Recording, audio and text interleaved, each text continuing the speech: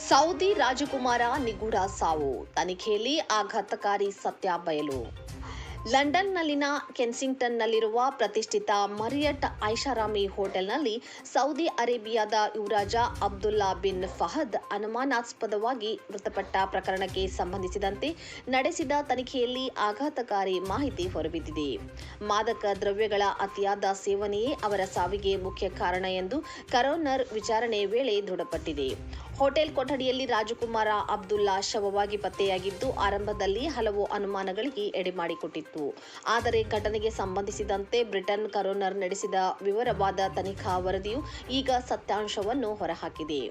ಆಗಿದ್ದೇನು?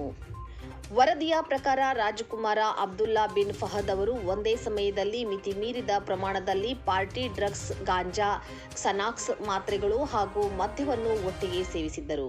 ವಿವಿಧ ಬಗೆಯ ಅಪಾಯಕಾರಿ ಮಾದಕ ವಸ್ತುಗಳು ಮತ್ತು ಮದ್ಯ ದೇಹವನ್ನು ಏಕಕಾಲಕ್ಕೆ ಸೇರಿದ ಪರಿಣಾಮ ತೀವ್ರ ಹಾರ್ಟ್ ಅಟ್ಯಾಕ್ ಸಂಭವಿಸಿ ಅವರು ಸ್ಥಳದಲ್ಲೇ ಕೊನೆಯುಸಿರೆಳೆದಿದ್ದಾರೆ.